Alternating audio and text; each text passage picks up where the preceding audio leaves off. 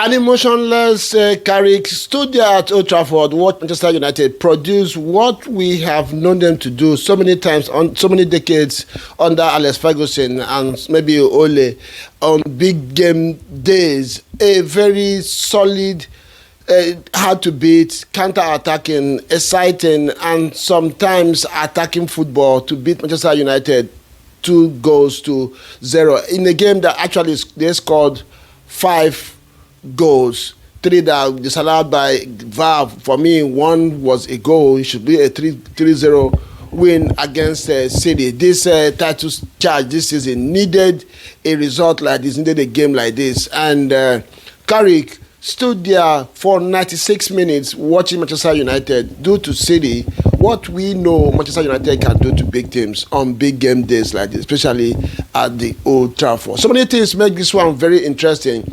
Starting from the appointment of Carrick as the interim coach, you know, the last time he was in this position, he had a very good performance for United as well, and especially against big teams.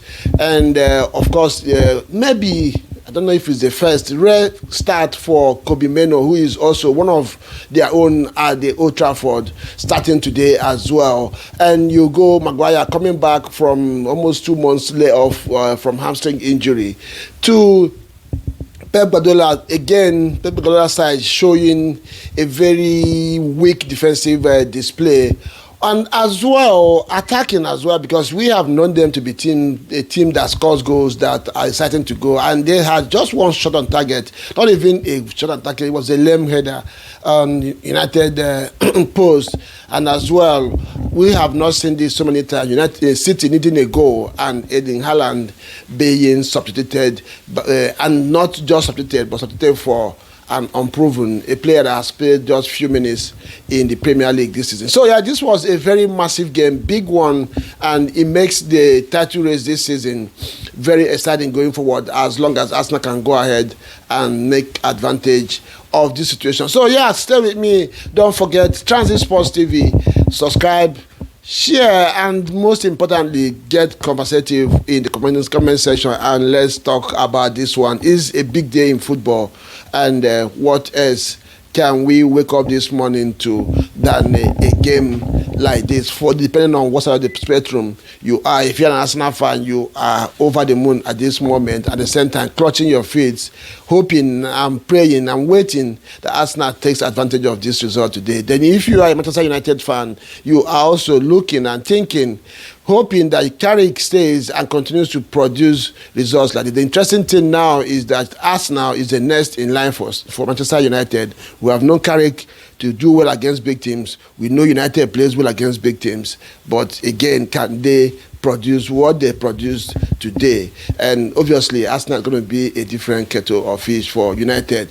And if you are a City fan, you are asking yourself, is this the end of the title race this season? Just a time you thought that City we are going to kick into their gears. A lot of noise has been that they are going to put together 18 win runs as they do every season. Signing Semenyo, scoring his first 2 games for City, and the McGahey agreement being agreed. You are just, if you're a City fan, you're hoping that City will somehow win today. Gahey comes in, strengthens the team, and you go ahead and put together that run. But again, boy, today was just not it for City. And if Arsenal goes ahead to win Nottingham Forest, they will push that gap to 9 points. I don't think this Arsenal will be looking back if that's the situation at the end of proceedings today. So let's talk about this one briefly. Like I said, Kobe Meno starting now, and he did not just start. He produced one of the performances I saw a few years ago when I was begging United to let this boy go to a place where he will flourish if they're not going to use him. And now you can see why Menu had played in semi-finals of the last World Cup and Euros, I can't remember what tournament it was, for Gary Southgate.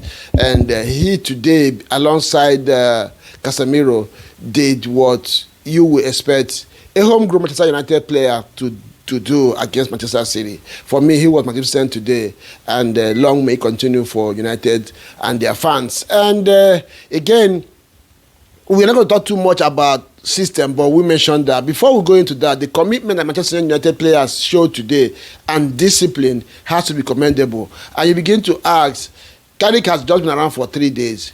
I don't think this is, I'm not going to rate this as a manager bounce. This is something that is drilled. This is something that Carrick, I'm sure he spoke with clarity. And this is what some coaches always say. Make it simplarize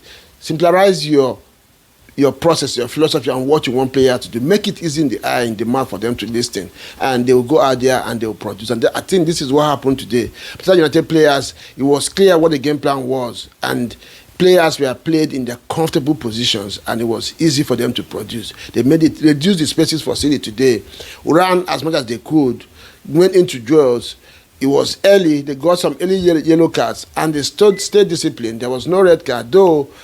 What's his name? Dallo was a little bit lucky, depending on how you see it, in that early challenge, which would have changed the completion of their game. So yes, United were very committed today, and on the other side, City thought that they could just roll in to Old Trafford today, pick up 3 points, and keep it moving. Unfortunately, they made a different Manchester United today, and that is why we had the result that we have. And again, I talk about Harry Maguire.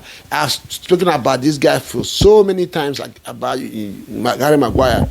He's a player that when the chips are down in United, you can count on. Today, he was magnificent. Marshaled that defense. Him and Martinez, they produced a defensive display that I've not seen for United this season. And United sometimes they have days, maybe second half of the game or first half, but today for 96 minutes, they were fully concentrated, committed, and they ran out their legs today. Messi coming in with his first touch, scoring that goal, but unfortunately was disallowed. Another player I'm going to touch base with is Bruno Fernandes. Not because of his energetic display today, which he didn't really put, but his understanding of his role in this game.